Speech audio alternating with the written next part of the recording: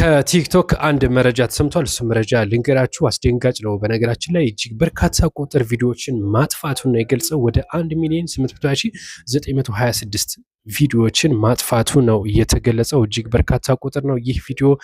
ይሄ የሆነው ደግሞ በ2025 አራተኛው ሩብ ዓመት ሪፖርት ይፋ ያደረገ ሲሆን በዚህም ደንብ መተላለፍ ያጠፉ ናቸው እነዚህ በሙሉ የወረዱት ማለት ነው። እንግዲህ በመላው ዓለም ከኦክቶበር ጀምሮ ማለት ነው እስከ ዲሴምበር ወር ድረስ ወደ 175 ሚሊዮን በላይ ቪዲዮዎች ወርደዋል ማለት ነው። እንግዲህ በኢትዮጵያ ወደ 1 ሚሊዮን ማለት ነው። ከዚህ ቀደሞ ይፋ ባደረገው ሶስተኛው ሩብ ዓመትም ሪፖርት ላይ እንደዚሁ ወደ 3 ሚሊዮን ቪዲዮዎችን ማጥፋቱንም ጭምር ገልጿል። እና ይሄ በርካታ ቁጥር ነው። በተለይ ኮሚኒቲ ጋይድ የተለያዩ የፖለቲካና የግጭትን የሚቀሰቅሱትን ቪዲዮዎች እያወረደ እንዳለ ቲክቶክ ገልጿል።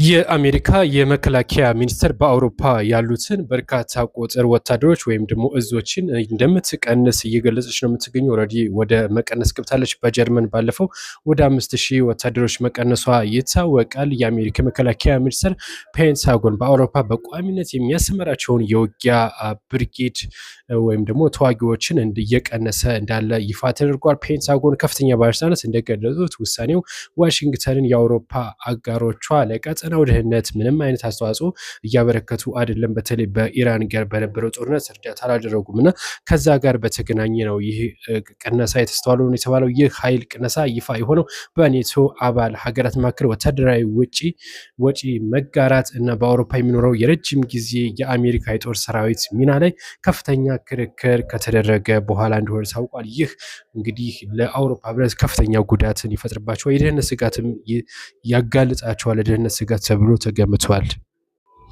በአሰቃቂ ሁኔታ ተጠርጥሮ የነበረው በግድያ ማለት ነው በቁጥጥር ስር መዋሉ ነው የተነገረው። በአዲስ አበባ አየር ጤና አካባቢ ነበረ ግድያውን የፈጸመው። የልጁን እናት ገድሎ እንደዚሁም ፎቶዋን ደግሞ የገደለውን አስክሬን ፎቶዋን በማንሳት ለቤተሰቦቹ በመላክ ቤተሰቦቹን ሲያስፈራራ እንደነበረ ጭምር መረጃዎች ወጥተው ነበር እና ቤተሰቦችም በከፍተኛ ድንጋጤና ቅሬታ ውስጥ ነበሩ እና አሁን ይህ ሰው በጉራጌ ዞን ነው በቁጥጥር ስር የዋለው ማለት ነው። የዞኑ ፖሊስም እንደዚሁ ሰውየውን ግለሰቡን ይህን በቁጥጥር ስር አድርጎ አስረክቧል ማለት ነው ለሚመለከተው አካል። እንግዲህ ቤተሰቦቹም አስፈላጊውን ፍትህ እንዲያገኙ እየተማጸኑ ነው የሚገኘው። ይበል የሚያሳይ መረጃ ነው። አዳዲስ መረጃ እንደደረሳችሁ ፎሎ እያደረጋችሁ አብራችሁን ቆዩ። መልካም ቆይታ።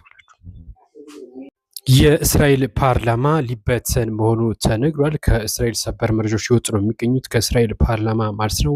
እንግዲህ ፓርላማው ሊበተን እንደሚችል ተገልጿል። ኔታንያሁ አስተዳደር ከባድ የፖለቲካ ቀውስ ገጥሞታል የተባለው የእስራኤል ፓርላማ ከሴኔት ሊበተን በአስቸኳይ